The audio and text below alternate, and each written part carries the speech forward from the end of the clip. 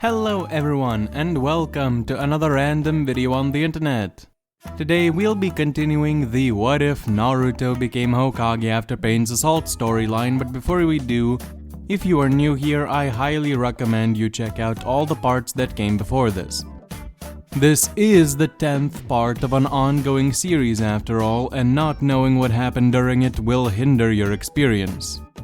And if you are enjoying the series and have been here for a while, I thank you for your continued support. And I have a challenge for you this time. I am setting a like goal for this video. I promise to release the next part within a week after this part gets 50 likes, but not any sooner than that. And if it doesn't get 50 likes, I guess I'll be keeping the rest of the story for myself. No, I'll post it someday, for sure, but I want to see how much you guys actually want the next part. Without any further ado, let's jump right into part 10 of What If Naruto Became Hokage After Pain's Assault. The sensory unit of the allied shinobi forces picks up a massive chakra signature. Several massive chakra signatures, in fact. There's no doubt about it. Madara has made his move. Immediately, the allied shinobi forces mobilize and move out to meet their foe on the battlefield. They're still divided into 5 separate units and they spread out, but all run in the same direction, each with a clone of Naruto leading the charge. When the force gets relatively close to Madara, only a few dozen kilometers away, Kakashi's company containing Guy, Naruto, and B continues running straight at him, while Gaara, Darui, Mifune, and Kitsuchi's units split off to the sides and start running up ahead, planning to surround Madara and his biju. Meanwhile, Madara continues marching toward the allied shinobi forces confidently. Soon, Naruto and Madara meet in a big forest. Instead of butting heads immediately, they both stop only a couple hundred meters apart. Madara stands on top of the Ghetto statue, surrounded by the tailed beasts. His robe flutters in the wind. Naruto stands in front of the Shinobi Alliance with Kakashi, Guy, and B right beside him. The 7 biju before them look intimidating, but their will doesn't falter. Drops of water start falling from the clouds above. Soon, rain covers the entire battlefield. No one seems bothered by it. We meet again, Naruto. This time properly on the battlefield, and with all our forces in tow. All our forces? What happened to that subordinate of yours? You mean Kisame? The damage Naruto delivered to him was too great. He didn't make it. Seems like we've got one less opponent to worry about then. We can't just take his word for it. For all we know, that man might be hiding somewhere waiting to ambush us. Stay on guard. Don't be fooled, ya fool! Neji suddenly walks up to the group, having his Byakugan active, allowing him to see things that are too far away for others to notice. Everyone, listen. His new mask has 2 holes in it, not just one like before. What's more, the left eye he always kept hidden as a Rinnegan, just like what Pain had. Huh? Just like Nagato? This might turn out to be a tougher fight than I thought. You really thought this would be an easy fight? A battle against Madara Uchiha with 7-tailed beasts by his side? Don't make me laugh. You're the one making me laugh. I'm far stronger now than you could possibly imagine. With Kurama and the entire world by my side, I can definitely beat you.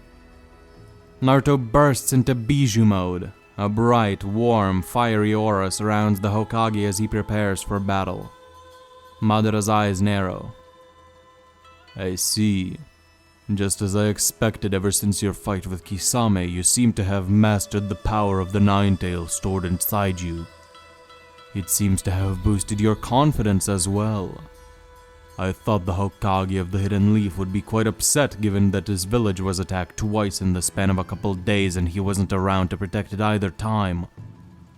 Tell me, Naruto, how does it feel to let your villagers down time and time again? How does it feel not being able to save Sasuke? No matter how much you talk to him, he just doesn't listen, does he? Do you feel anger, sadness, despair? Do you really think fighting for this world and possibly sacrificing thousands of your comrades to defeat me is worth it? I feel none of those things. I am the Hokage and the student of the pervy sage. Shouldering everyone's hate on my shoulders and finding a bridge to peace is my responsibility entrusted to me by my master and my fellow master student. To me, the words of someone who would abandon reality in exchange for a false peace mean nothing. Very well then. Since getting you to give yourself up quietly seems to no longer be an option, we'll settle things differently. 8 tails, 9 tails, you shall be mine. And then I shall achieve Project Tsukinome. Madara declares, and the 7-tailed beasts go into action. The 4, 5, 3, and 2 tails charge at the Alliance. The 1 tail's arms dig into the ground and massive amounts of sand begin rapidly emerging from the ground beneath the Alliance. The 7 and 6 tails stay back and each begin charging up a biju bomb. Guess again! We're not gonna let you have the 8 tails or the 9 tails! Naruto shouts as a QB avatar forms around him. B also goes into full biju mode. The 2 strongest tailed beasts start marching forward and clash with the 4 biju sent out by Madara. Naruto jumps out in front of Gyuki and uses Kurama's tails to smack away all the charging biju. Naruto, I can sense that they are not being controlled by Genjutsu. It's something else. We need to find a way to break them all out of Madara's control. I see. If it's not the Sharingan, then it must be the Rinnegan. Back when I fought Nagato, all the pains had chakra rods all over their body. Could Madara be using something like that on the biju? Yes, I remember. If that's the case, then we just have to find the rods somewhere on the biju's bodies. Leave it to me. Naruto creates a shadow clone and has it go into Sage mode to look for the rods while in combat. The Kurama avatar runs at the downed biju. The 3 and 4 tails are the first ones to get up and they charge Naruto once more. The 3 tails turns into a ball and starts rolling at Naruto. Suddenly, he's grabbed by a bunch of tentacles and thrown to the side. Don't forget about me, otherwise you're gonna suffer, guarantee! B drops the 3 tails onto the 5 tails, stunning both the biju. The 6 and 7 tails are about to fire off their biju bombs, but suddenly they're hit with hundreds. No, thousands of elemental jutsu all mixing together from both sides. Tens of thousands of shinobi start pouring from the trees as the other 4 platoons arrive. Gaara, who's just made it onto the battlefield alongside his unit, sends out an immense amount of sand to surround and cover the 2 tails. Hundreds of Earth-style ninjutsu users assist him in the endeavor. Madara sees what's going on and tries to get the 1 tails to use its mastery over Earth and Magnet Release to undo the sealing jutsu, but the beast is suddenly hit with a massive Hirodora from Guy and sent crashing into the ground. B's tentacles wrap around the 5 and 3 tails, keeping them actively paralyzed. The 2 tails is covered in sand and earth, completely subdued. The 4 tails is pinned down by Kurama. The 1 tails is also soon incapacitated by some of Kurama's tails.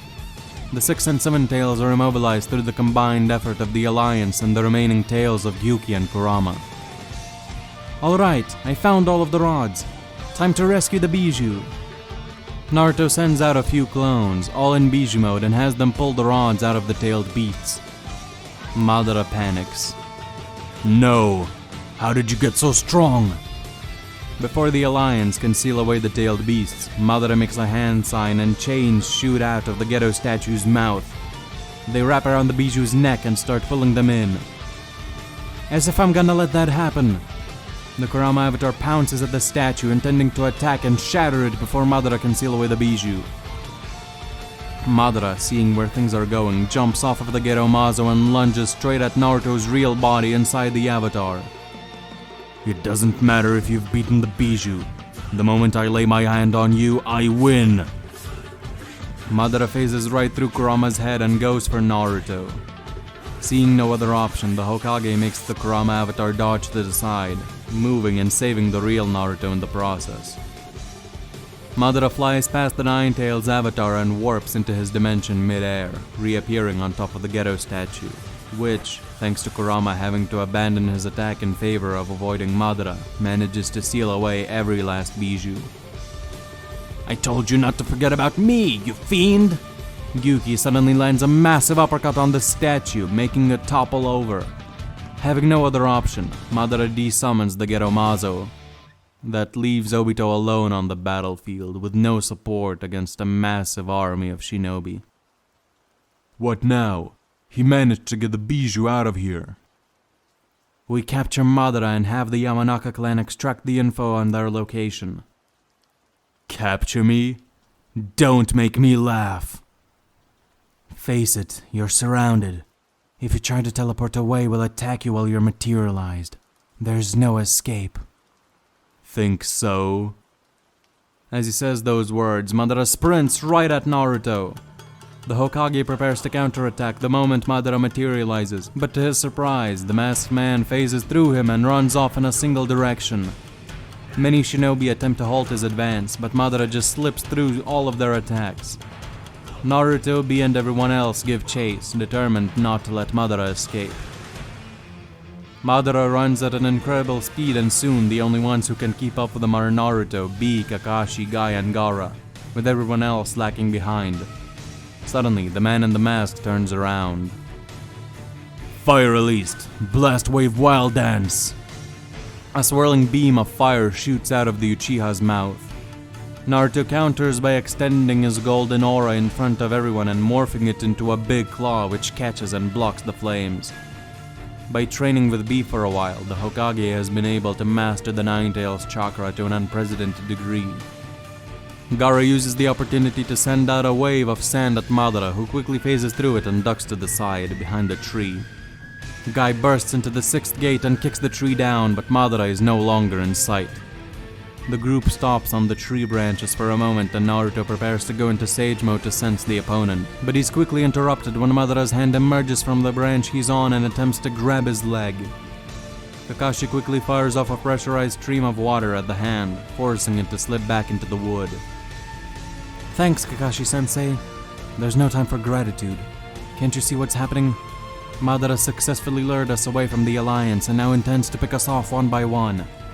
Activate Sage Mode and don't let your guard down for an instant. Right. Kakashi Hatake, always so quick to analyze any situation. Madara's voice echoes throughout the forest.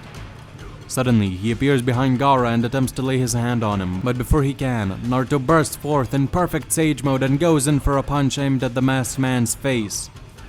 Luckily for the Uchiha, he hasn't materialized himself yet, so the Hokage slips through him, grabs the Kazekage and jumps back, putting some distance between him and them.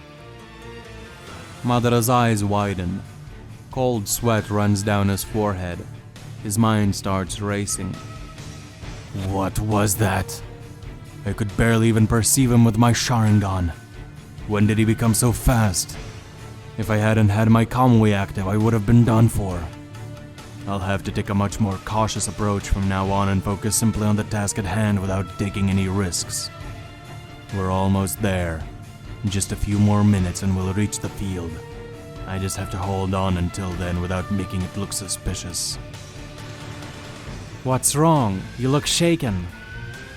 Madara, without saying another word, turns around and jumps to another branch, and then another, getting further and further away from the group, which quickly scrambles to follow their adversary. We got him running scared. For Naruto's speed, he was not prepared. Naruto manifests a few chakra hands and wraps them around his comrades before increasing his speed, quite literally carrying his team.